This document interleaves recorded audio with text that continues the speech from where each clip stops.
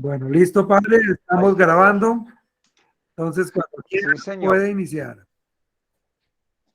Muy bien, pues comenzaremos a ver hasta dónde nos da el tiempo y la paciencia a ustedes para tocar un tema que me parece que en la espiritualidad, recuerden que voy siguiendo a Julián de Cos, a Julián Cos, que me parece tan importante. Y así como me había parecido una cosa tan agradable y tan importante su consideración sobre el Antiguo Testamento, la espiritualidad cristiana como una espiritualidad obviamente heredada del mundo judío, y no puede ser de otra manera, porque nuestra espiritualidad es cristiana, esto es, somos cristianos, como se nos llamó por primera vez en Antioquía. Y claro, tenemos que hacer una pequeñita consideración. Jesús era judío y nuestra espiritualidad, si es la espiritualidad de Jesús, es la espiritualidad heredada de los judíos. Creo que eso no tiene ninguna objeción, ¿no? Qué bueno sería el poder saber cómo le enseñó nuestra Santísima Madre a Jesús para que fuera un piadoso judío. Claro, es muy importante. ¿Qué magisterio tendría María con aquel bebé?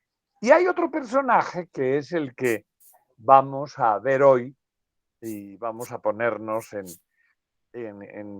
bajo la luz del Espíritu Santo, y por eso le decimos: ven Espíritu Santo, llena los corazones de tus fieles y enciende en ellos el fuego de tu amor.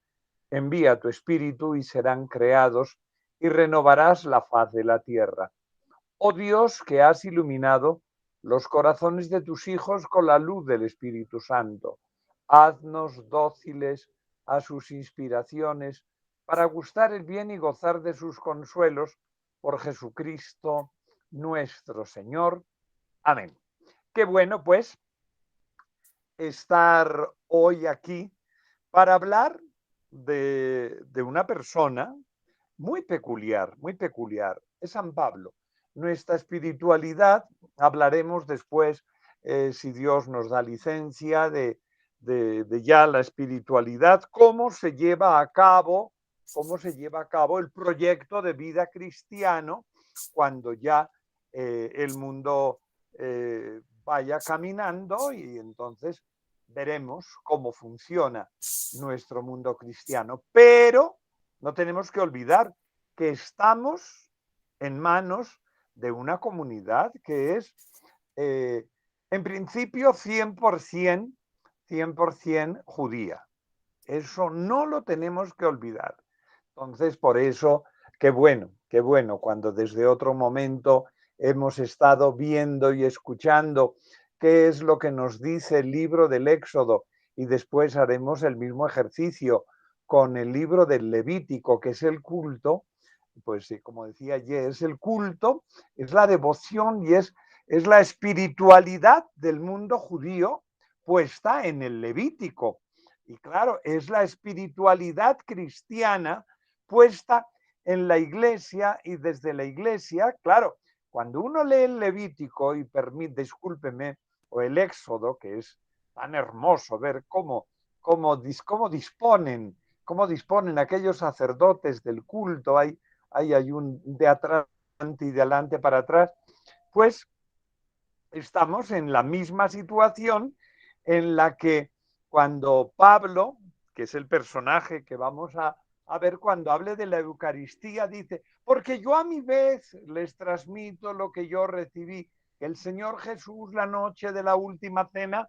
Clarísimo, estamos siempre en la tradición que se recibe, se consolida y claro, pues eso, cuando algunas personas desde unos planteamientos un tanto chirenes se van en contra del misal romano, pues porque es el misal romano, es trágicamente cómico.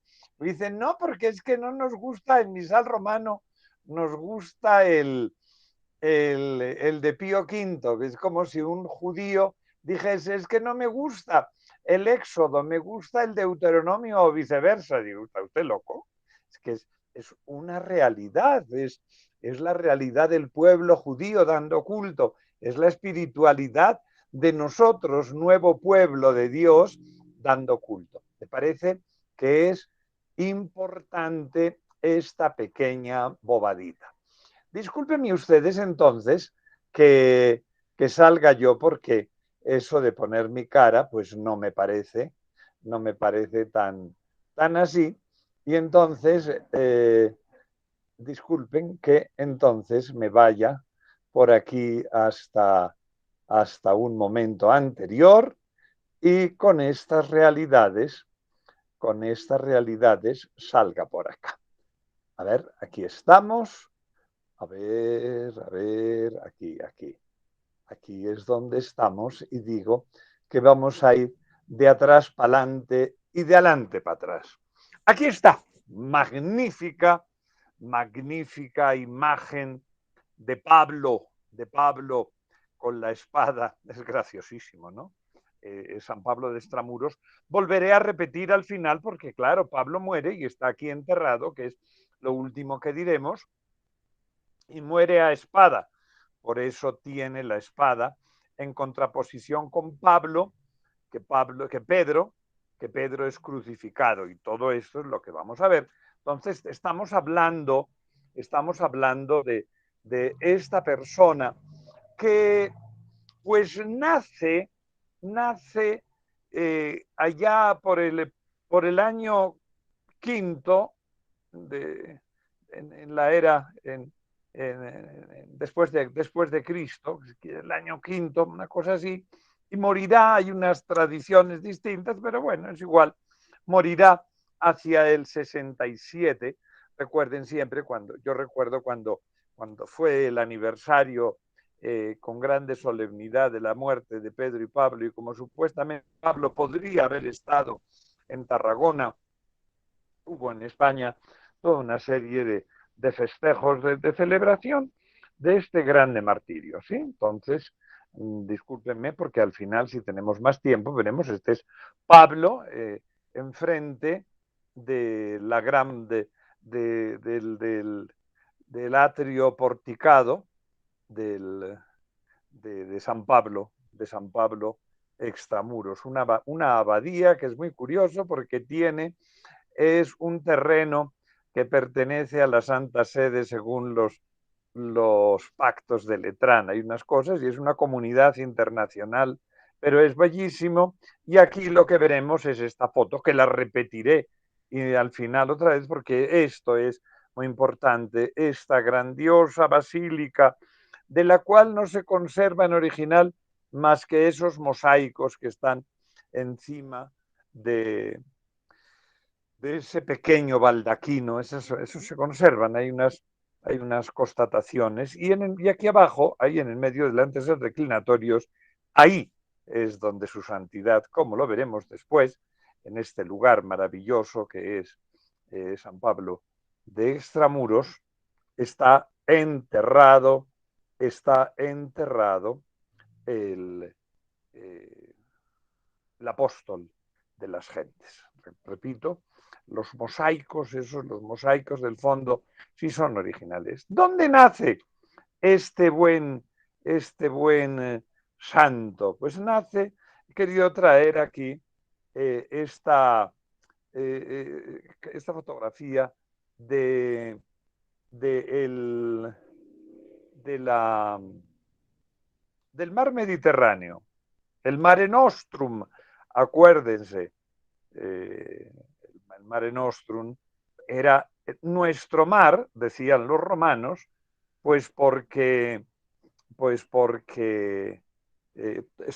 todas las costas del mar Mediterráneo estaban dentro de lo que era el Imperio Romano.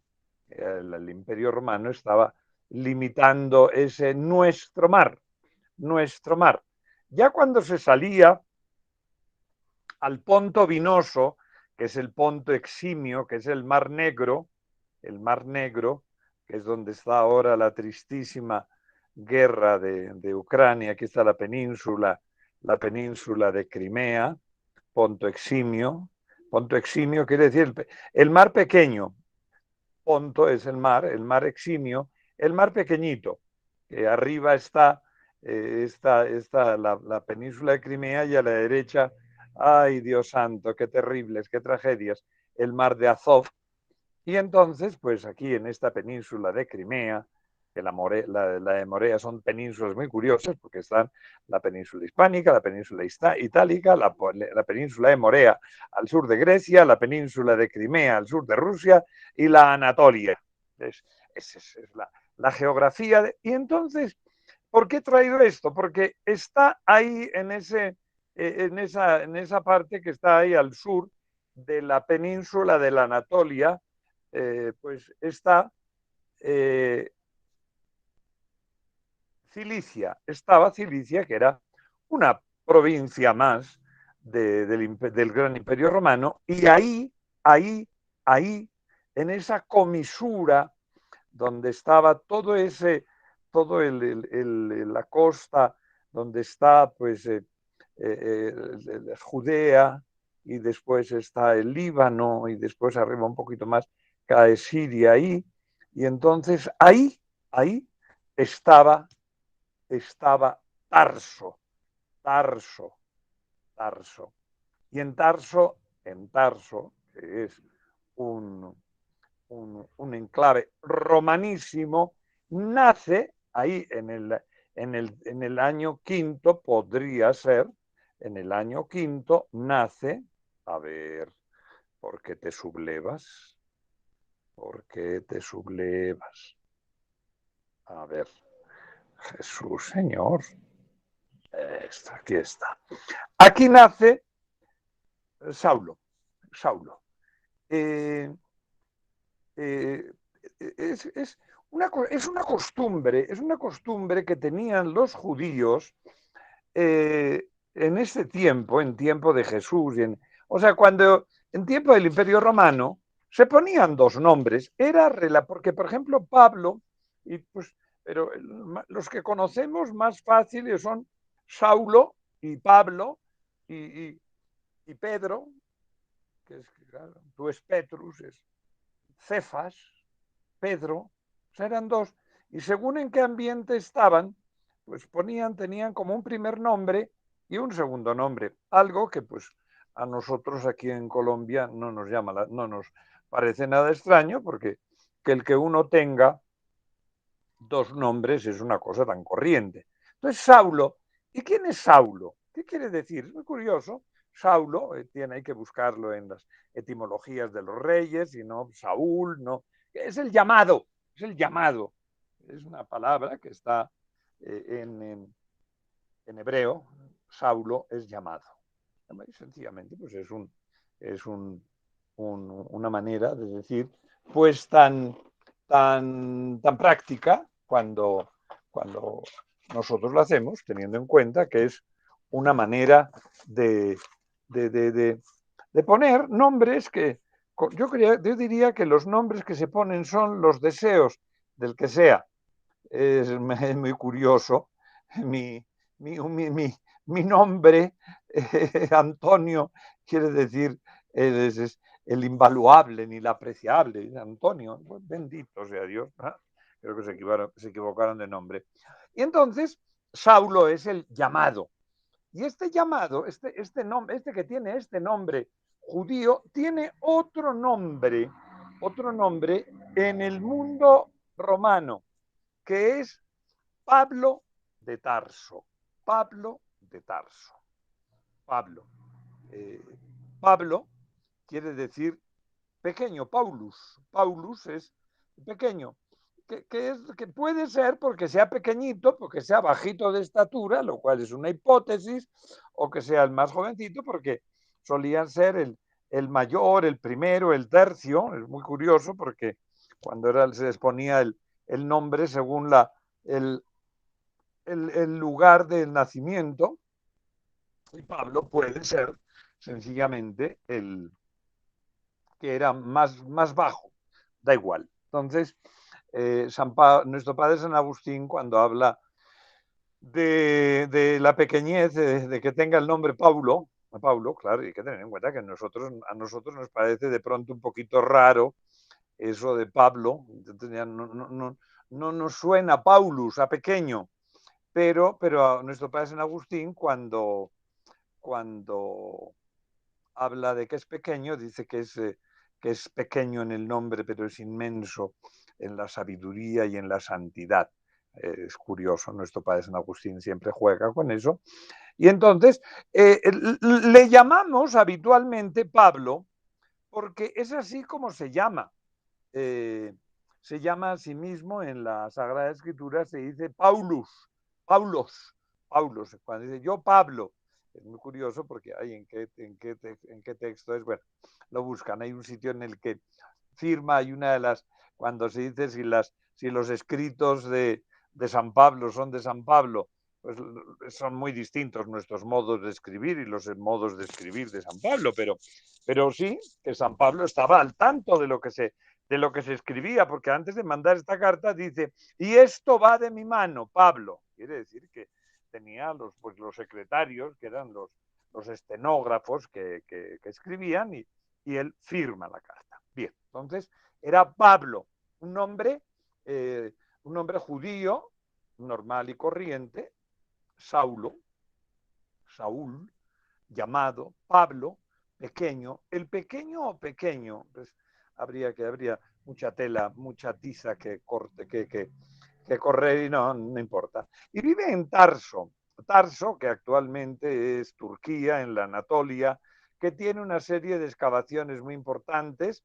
Esta es una excavación del tiempo de los romanos, en la cual pues, parece ser que habría habido desde antiguo, y esta iglesia que es románica, 11-12, que actualmente no creo que tiene culto porque, bueno, todas las vicisitudes, pero ese es un lugar, actualmente es un museo, y entonces en este lugar que podría haber estado ahí o en una de estas casas, porque por aquí cerca hay un famoso pozo de San Pablo.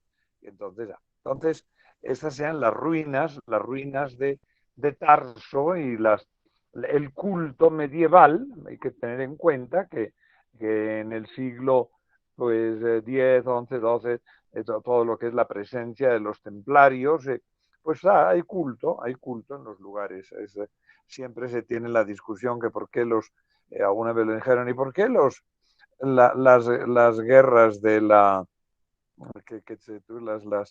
todo el enfrentamiento contra los musulmanes, digo así, porque los cristianos, cuando los musulmanes se hicieron dueños de toda la cristiandad, con la fuerza que tenía el mundo musulmán, pues los cristianos no tuvimos ninguna fuerza para defendernos y siglos después respondimos. Aunque es una cosa que es curioso, pero entonces esta sea la ciudad de Tarso. Y cuando hablamos de que Pablo era de Tarso, me parece supremamente importante porque San Pablo, que es, repito, es de Tarso, que quiere decir que ha nacido en Tarso, va a tener una condición muy especial. La ciudad de Tarso era una ciudad que tenía la ciudadanía romana desde antiguo. Y acuérdense que hablaremos un instante de la muerte de Pablo, pero Pablo muere en Roma porque era romano. Tenía ciudadanía romana. Pues ustedes, los que están escuchando, que probablemente pues tienen ciudadanía colombiana, pues no saben los trastornos que tenemos los que no tenemos ciudadanía colombiana. Y entonces cualquier tramitación y eso, pues no. El que es ciudadano tiene derechos de ciudadanía. Derechos de ciudadanía. Y entonces, aquí vemos a estos togados que tienen derecho a ser tratados como ciudadanos romanos. Es muy importante, es muy importante. Y Pablo, por haber nacido en Tarso de Cilicia, ciudad que tiene una larga tradición de que se le habían concedido la ciudadanía por unas cuestiones peculiares, pues todos los que son ciudadanos, ojo, que esto habría que, que, que distinguir, porque no eran los que vivían en la ciudad, sino las personas libres que vivían que habían nacido en la ciudad, eran ciudadanos. Los que nacen en el imperio, luego, al final, los césares van a conceder la ciudadanía a todo el mundo, pero se tiene. Entonces quiere decir, como Pablo ha nacido, en Tarso de Cilicia, él es ciudadano romano. Quiere decir, tiene todas las connotaciones, privilegios, obligaciones de ser ciudadano romano. La pinta de Pablo, pues sería, pues porque había ahí una dualidad, porque ahora veremos que Pablo es ciudadano romano y claro, lo tiene muy claro. Y cuando lo van a llevar ante el tribunal, Pablo le dice, ojo, lo van a maltratar y dice, mucho cuidado, me maltrate, que soy ciudadano romano. Y se asustan, porque la situación era delicada. Volveremos a verla después ahí en la vida de Pablo, pero este ser ciudadano romano le venía de nacimiento. Y cuando lo va a coger prisionero le dice, y el soldado que lo coge le dice, pero si yo me ha costado mucho dinero el ser ciudadano romano. Y Pablo le dice, yo soy ciudadano de nacimiento. Entonces es tener los ciudadanos y cuando se está ante el tribunal, Pablo, y por eso lo hace, apela al César, porque saben ustedes que lo iban a matar y todas aquellas cosas, y entonces dice, no, apelo al César. Y aquí empezó el calvario para el pobre Pablo, pero era porque era ciudadano romano. Todas estas cosas, claro, lo decimos de una manera tan sencilla y tan así, tan sin preocuparnos.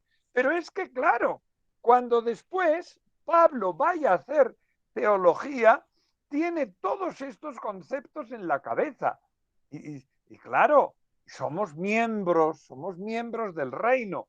Entonces, o sea, para un romano entenderlo es mucho más fácil. Entonces, este es romano, este es Pablo, que nace en Tarso de Cilicia, que es ciudadano romano,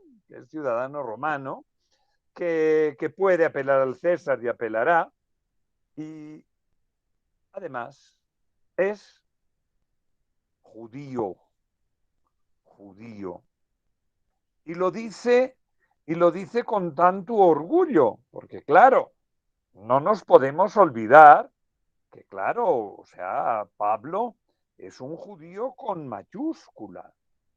Entonces es un judío que dice, yo soy judío y soy discípulo de Gamaliel, que había estudiado en Jerusalén. Era licenciado, por lo menos pudiéramos decir. O sea, que era un gran estudioso. ¿Por qué es importante? Pues porque, como digo, tiene todo el conocimiento de cómo se tiene que ser romano y qué es lo que compete al ser romano, y por otra parte, qué es lo que supone ser judío.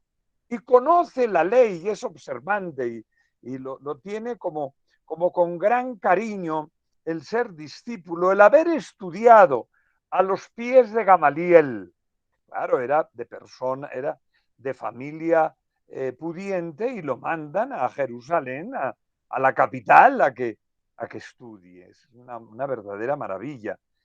Probablemente habría ido, pues eso, una persona ya madura, y entonces él es una persona que tiene toda la fuerza, o sea, que es romano, de Tarso de Cilicia, judío, es que ha estudiado con Gamaliel, y lo dice, y yo soy fariseo, yo soy de la secta de los fariseos. A ver, aquí quiero romper una lanza en favor de los fariseos. Aquí tenemos dos imágenes que me resultan tan simpáticas, es los escribas y los fariseos, que siempre aparecen, claro, porque hay que tener en cuenta que cuando en el Evangelio se habla de los escribas y los fariseos, se está hablando de los que tienen una posición teológica, no que sean buenos o malos, sino que, claro, el fariseo lo que hacía era buscar la salvación desde otro punto de vista, y los escribas eran muy cuidadosos. Tenemos a al de la derecha, que es un escriba que, como ven, tiene pues los instrumentos de escribir. Para eso, para saber que un escriba, pues tendríamos que ir a el Museo del Louvre y ver el escriba sentado. ¿Y cuáles son las características? Los escribas siempre tienen papel y lápiz. Ahí tienen el papiro y tinta y el cálamo. Y luego los fariseos, que están aquí a la izquierda, hace algunos años, en una sinagoga que estaba enfrente de la casa de mi amada Lolita, pues coincidió, hace como cuatro años o 5, coincidió que la Pascua judía fue el mismísimo día que la Pascua cristiana, y entonces pues se reunieron y vi pasar unos muchachitos con un manto como este que está aquí expreso, y era un alabar a Dios, es decir, como ese celo, nosotros que tenemos tanta vergüenza, y entonces ver aquellos muchachitos que pasaban con ese manto, que es lo que está haciendo aquí, y lleva las filacterias enredadas en el brazo, y lleva la ley puesta en la cabeza, que tiene una cajita en la frente y unas cintas en los brazos, porque para cumplir la ley estrictamente, para que tengan siempre la ley delante. Entonces, era fariseo, pero repito, fariseo es un cumplidor, una secta que era absolutamente cumplidora, y yo diría que piadosa. Pasa que tienen un concepto, es muy curioso, eh, cuando San Pablo vaya a escribir la carta a los romanos, está haciendo un planteamiento teniendo enfrente su doctrina farisea, ojo, fariseo en cuanto de la secta de los fariseos, porque semánticamente para nosotros la palabra fariseo quiere decir falso, doble. No, fariseo es un grupo social que tiene pues unas características, y sobre todo, insisto, cumplidores. Por eso Jesús les dice, cumplen todo.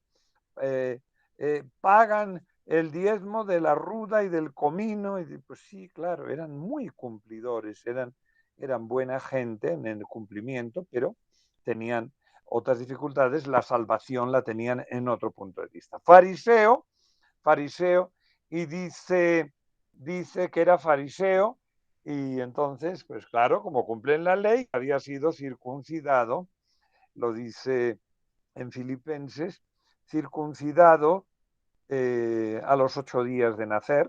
Jesús es presentado en el templo a los 8 días, entonces tenemos clarísimo.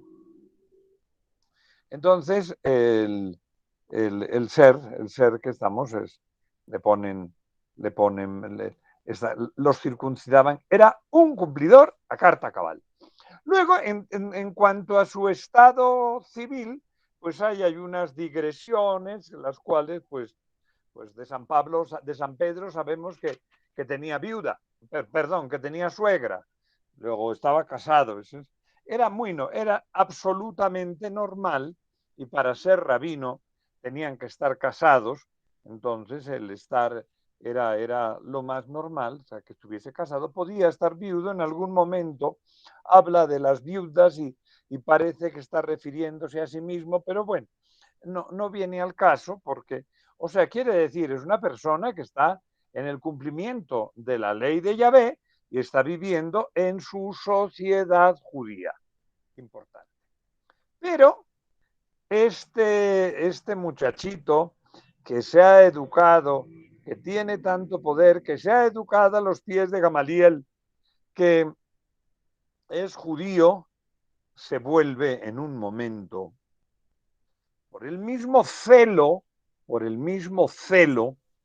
que tiene de ser lo que era, se convierte en un perseguidor de la iglesia. He querido traer esta pintura, pues que tiene que ser del 17 probablemente, todavía goza de algún hieratismo. Juan de Juanes podía de ser, no de quién es, pero es de ese estilo. Y entonces, y pone aquí que apedrean al bueno de Esteban, que es diácono, y por aquí lo pintan con dalmática para que quede claro. Y ahí tenemos a Pablo, desde el primer momento, lo tenemos ahí arriba, que está ahí, está cuidando los mantos, y es gracioso porque aparecen estos solo con túnica, sin manto, y Pablo está aprobando la muerte de Esteban.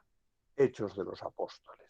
Entonces, tenemos que tener en cuenta que estamos ante una persona que tiene unas convicciones muy fuertes y que su espiritualidad es una espiritualidad de arrojo. Yo le digo, me parece muy importante el ver que estamos consultando la espiritualidad. ¿Y cuál es la espiritualidad de Pablo? Pablo es una persona que tiene un conocimiento muy grande de la ley y entonces está comprometidísimo con el cumplimiento de la ley. Entonces, es claro, entonces no vales, lo va a decir, la espiritualidad de Pablo es una espiritualidad que nace del mundo judío. Por eso decía yo al principio que lo que decía Julián de Cos, que la espiritualidad cristiana es una espiritualidad que nace del mundo judío. No pasa nada, es que es así. Entonces, y por ese su ser tan comprometido, eh, aprueba la persecución. Aprueba la persecución. Entonces es una...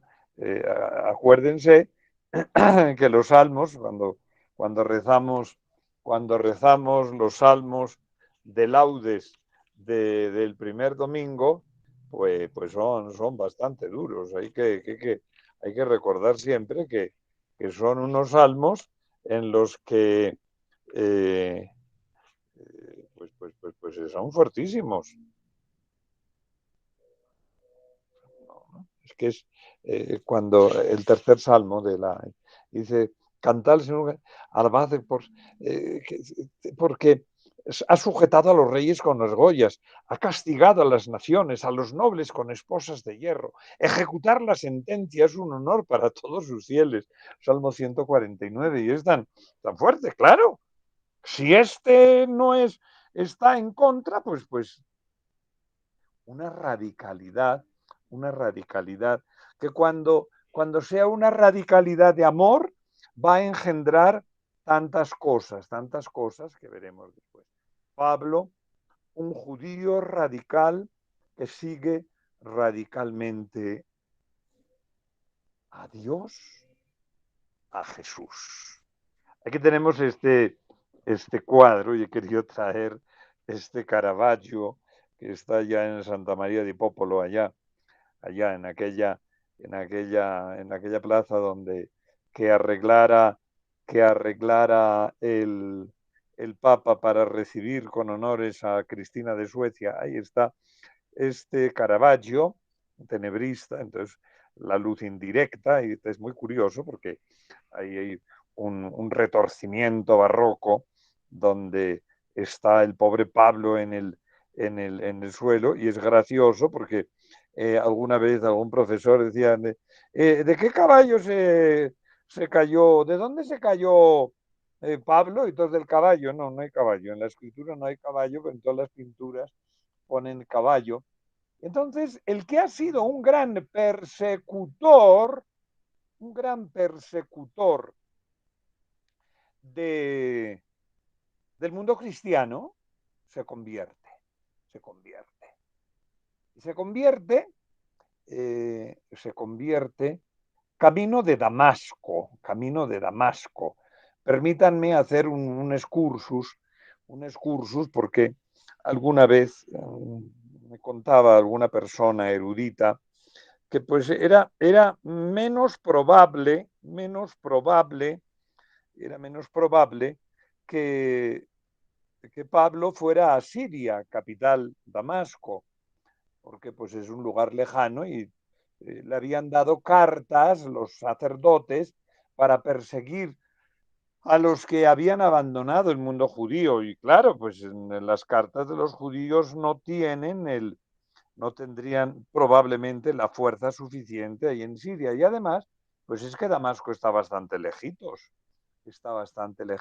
Y dicen alguna persona que sabe que, que parece que hay en el Jordán, al lado del Mar Muerto, donde aparecieron los escritos, los papiros tan importantes de Qumran, en algún momento, de una manera críptica, se llama Damasco a Qumran. Qumran, que es una palabra árabe que quiere decir luna clara. Mi árabe es cero, pero sé que te quiere decir luna clara. Hay una urbanización, subiendo a Suba, y ahí en el Alto de la Virgen hay una urbanización de Qumran. Tiene ese nombre porque el padre Luis Humberto Silva fue consultado, uno de los constructores, y le dijo, vamos a hacer una construcción ahí arriba, ¿qué nombre le pongo? Y le dijo, póngale Qumran, es hermosísima la palabra, y tiene una Q. Es una urbanización que ahora se está vendiendo porque tuvo unos enredos con el narcotráfico como de costumbre, las cosas que no salen, las cosas donde hay dineros negros. Entonces, pues digamos que iba a Damasco. Entonces, Damasco es Qumran. Es posible o no, da igual. Pero es que entonces Pablo iba de Jerusalén a perseguir a los cristianos. Esto es muy importante. Y se cae. Y es derribado. Caravaggio, tan importante. Caravaggio. Y en ese estar derribado, escucha la voz del Señor. Y es muy curioso porque según donde lo lea, dice, no, es que oyen la voz y él no entienden, otros entienden y no oyen, otros ven y no entienden. O sea, hay un momento de caos en el que yendo hacia Damasco, de pronto Qumran, de pronto allá donde, en las orillas del Mar Muerto, de pronto, y se le aparece el Señor y le dice, Pablo, ¿por qué me persigues? Hermosísimo esto porque este resplandor es el resplandor de Jesús. Y no dice Pablo, y esto es una meditación que me parece que es una espiritualidad que claro, es que cuando Pablo después va a hablar de la iglesia, es que escucha de labios de Jesús resucitado el por qué me persigues. Entonces, la iglesia, toda la teología de Pablo, que había entendido muy bien cuál era la teología del Antiguo Testamento, porque era el pueblo de Dios. Ojo, un judío tiene muy claro que él es hijo de Dios. Yo seré tu Dios, tú serás mi pueblo. Y entonces, en esta espiritualidad, Pablo, que sabe lo que es el pueblo de Dios, sabe que Jesús es, no, ¿por qué persigues a la eclesía? Podría haber dicho, no, eclesía, calo, es al grupo, ¿por qué me persigues? Entonces, en ese resplandor, lo que descubre es al Señor que se le aparece camino de Damasco. Repito, Damasco era un viaje muy largo. En cambio, pues Qumran estaba ahí más cerquita, posible. Da igual, no importa. Pero cuando los teólogos quieren saber alguna cosa, pues le ponen este matiz para solventar las dificultades, porque es un hecho histórico. Bien. Entonces, en el resplandor, se le aparece Jesús en el resplandor, y el resplandor es la aparición de Jesús, y entonces le dice, vete, y entonces se queda ciego, y le dice, vete a Damasco y entra, y entonces un tal Ananías, porque se queda ciego, y entonces va donde Ananías, y Ananías le impone las manos, y es muy hermoso porque cuando en otro momento dirá que se había aparecido, cuando hace narración de las apariciones y dice, y por último se me apareció a mí como un aborto. Es una frase que me apareció siempre. El aborto es el que no nace, el que es medio muerto, y en cambio se aparece Jesús. Ananías le impone las manos, le devuelve la vista y lo bautiza. Me apareció estos mosaicos bizantinos, me parecen que no es bizantino por el estilo, pero es de algún lugar más romano, porque la grafía me parece demasiado moderna. Ese Ananías, ese Paulus, pues puede ser una grafía moderna, pero este es bautizado, es bautizado, es bautizado. Y es que es tan hermoso el ver cómo Dios va poniendo en el camino de la salvación las cosas normales. Y entonces se le aparece, le dice, se cae, se encuentra con la comunidad y es bautizado.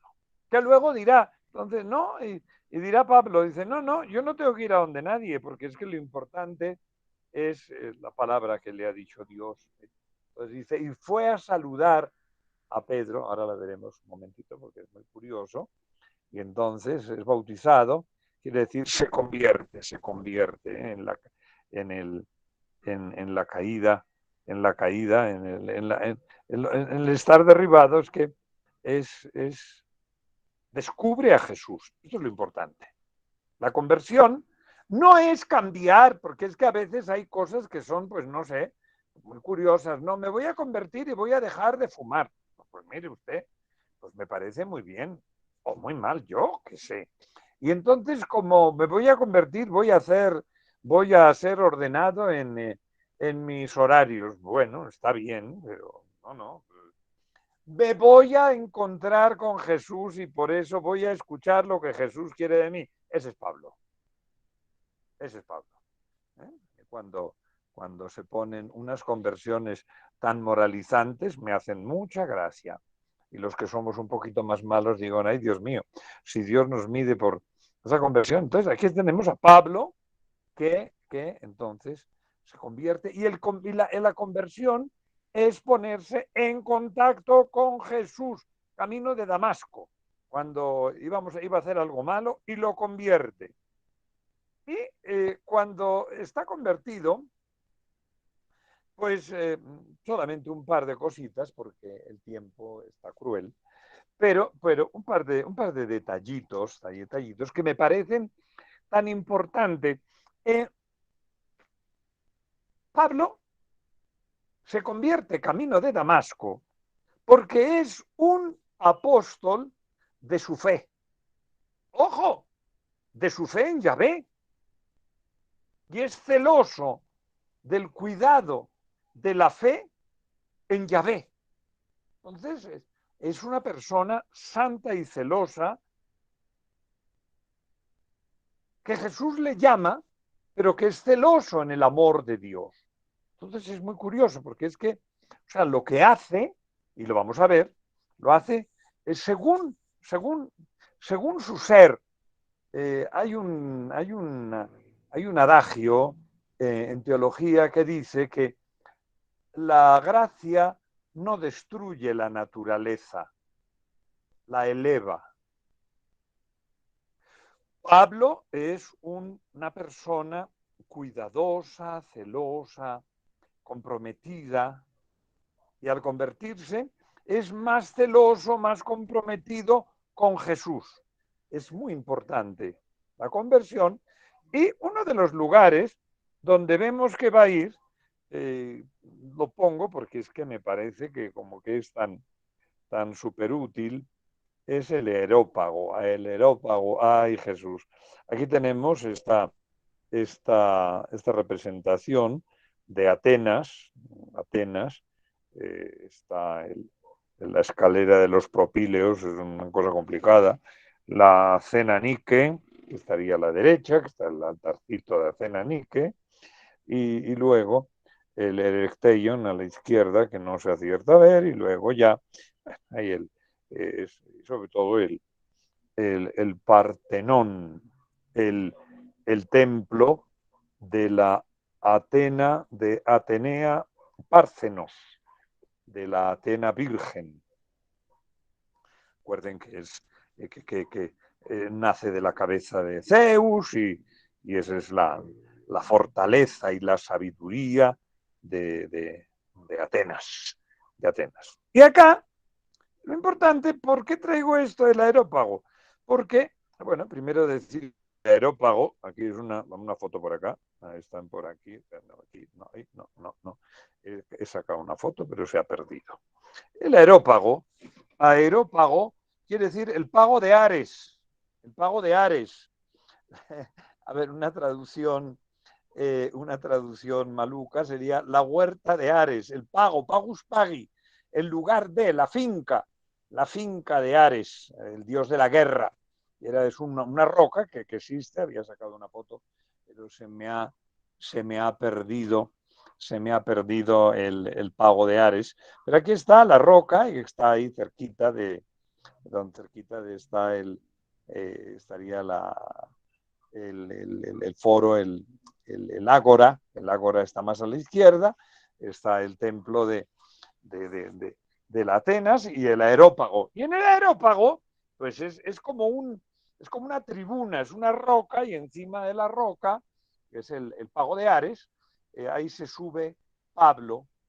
Y entonces es muy curioso, porque era una persona cultísima,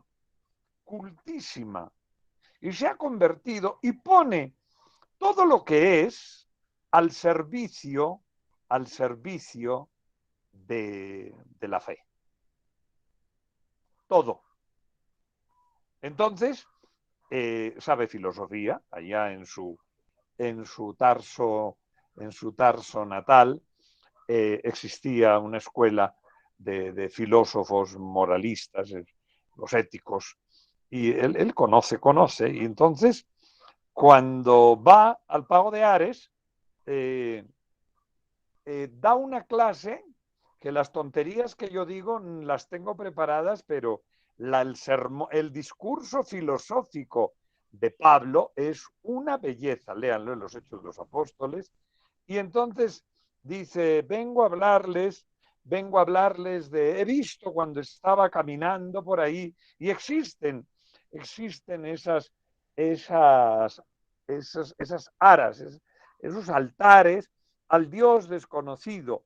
Y entonces dice, vengo a hablarles del Dios del conocido, y entonces, y todos están, los romanos, los griegos, les gustaba mucho escuchar, y entonces le dice, porque en él, como dice el poeta, en él somos, nos movemos y existimos, y Y cuando le dicen, y él resucitó, murió, y cuando dicen que mueren, toda la gente le gustaba, que es lo que pasaba a nuestro padre San Agustín, cuando hablaba de los amores de Dido, y entonces se ponía tan tierno. Y entonces Pablo es una persona que pone todo su ser, su vida, su entender al servicio de la predicación. Entonces, la devoción cristiana, que es la espiritualidad cristiana, es espiritualidad de servir todo. Recuerdo hace un poquito tiempo la reina felizmente reinante, ¿cómo se llama? La esposa del rey actual, bueno, la periodista, entonces decía que ella tenía que tener vacaciones, Leticia. Y entonces le hicieron la misma pregunta a Sofía, que esa es esa reina por nacimiento, y dice, no, yo fui reina las 24 horas del día.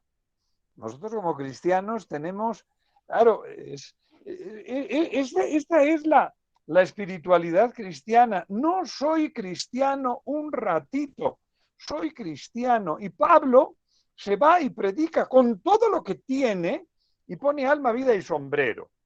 Recuerdo que el padre Manuel Ullate, que era un santo, nuestro maestro de novicios, no de novicios, perdón, era de estudiantes, de teólogos. El padre Ullate decía, los estudiantes van de vacaciones, pero la vocación, la vida cristiana no tiene vacaciones.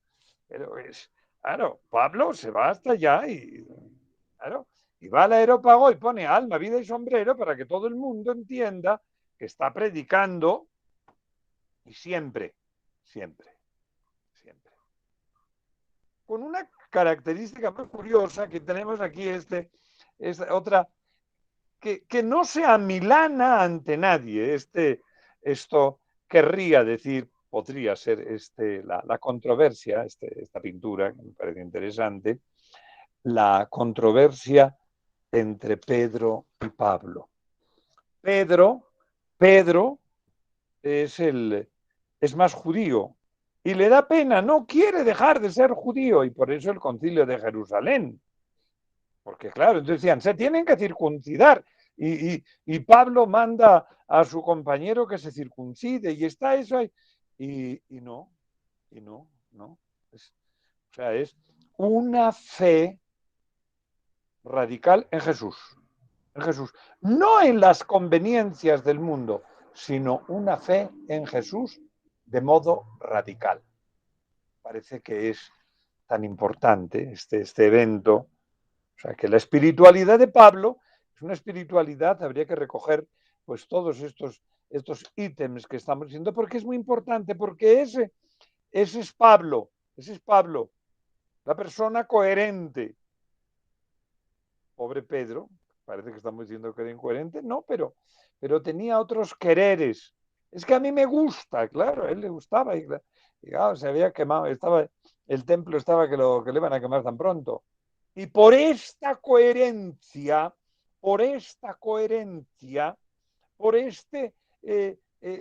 resulta que Pablo, cuando está predicando fuera del mundo judío, que es lo que le dice a Pedro, tú predica a los judíos que yo, y cuando está predicando, por esta coherencia lo encarcelan a Pablo y lo arrestan y quieren acabar con él. ¿Te acuerdas? Toda la Hechos de los Apóstoles.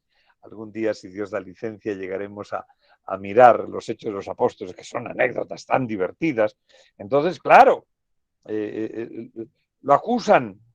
Y recuerden que lo meten en la cárcel, y entonces cuando ya parece que ello va a acabar mal, dice Pablo, qué pena, yo soy romano, apelo al César, tengo derecho a que me lleven a Roma y me juzgue el César. Y todo, ¡ay! Entonces todos, y por eso lo sacan de noche, su sobrino le ayuda en todas aquellas peripecias tan divertidas. tan divertidas trágicamente, pero claro, y después de todo aquello, y pues, Hechos de los Apóstoles, no voy a entrar en mayores detalles porque me parece suficiente y al final le cortan la cabeza. Y recuerden, le cortan la cabeza porque es romano. A Pablo a Pablo lo crucifican, que era más ignominioso, qué horror. Es como cuando ahora en esta guerra que tenemos tan espantosa y dicen, no, es que yo estoy, a mí me gusta más, ¿qué bomba quiere usted que le mate? ¿La pintamos de color distinto? Horror. Entonces Pablo le cortan la cabeza y por eso hemos visto, volveremos a verlo en un instante, a Pablo con la espada. Habría estado, con toda probabilidad, cuando vayan al foro, no dejen de visitar la cárcel mamertina, está al fondo del foro, después de un entra al foro desde la entrada del Coliseo, después pasa por el al pie de el templo de Rómulo, del Divo Rómulo, después sigue por a derecha e izquierda las ruinas de dos basílicas. No, la basílica, primero la basílica la dejamos atrás y seguimos hasta la sala donde se reunían y ahí al fondo está, antes de empezar a subir, ahí está la cárcel mamertina. Entonces allí dice aquí, prisión de los santos apóstoles Pedro y Pablo. Estuvo, que es uno de los grandes temas. Si Pedro estuvo ahí en la cárcel estuvo en Roma. Y en la última cuestión, porque para Pedro sería otro tema, tenemos aquí a un monasterio que está, pues relativamente, un monasterio cisterciense creo que es, y están bastante cerca del Eur, que es donde está bajando desde Roma por la Cristóforo Colombo, yendo hacia la costa, hacia el puerto de Ostia Tiberina, está este santuario, que es el santuario de Tre Fontane, tres fuentes. Ahí en la tradición había tres fuentes en este lugar y las tres fuentes decían que eran así piadosamente, que aquí le habían cortado la cabeza a San Pablo y que había rebotado en tres golpes antes de quedarse quieta la cabeza, y allá donde golpeó había tres fuentes, porque la cabeza, cuando fue decapitado, habían brotado tres fuentes, tres fontane. Muere Pablo, y creo que es el gran hombre, porque y el gran intelectual, y el gran santo, y entonces, pues, ¿dónde está enterrado? Que tenemos a este cardenal. Ya saben ustedes que los papas son siempre muy, muy aguerridos, y cuando dicen que hay que hacer, lo hacen. Lo mismo que algún día veremos, a ver si vemos la tumba de San Pedro, que siempre es tan divertido entrar por aquellos entresijos debajo del Vaticano. Y entonces, pues, siempre estaba supuestamente la tumba de San Pablo. San Pablo Extramuros, la iglesia tuvo un incendio en el siglo XIX, fue reconstruida, entonces, pero no se hicieron, claro, no, en tiempos de reconstrucción, pues simplemente la reconstruyeron, y el Papa Benedicto mandó, y aquí están las fotografías, dice, esa es la foto de la derecha, es el lugar donde está la tumba, que es esta, y en la izquierda es el sarcófago donde está enterrada la tumba y el sarcófago de San Pablo. Dice Paulo, apóstol mártir.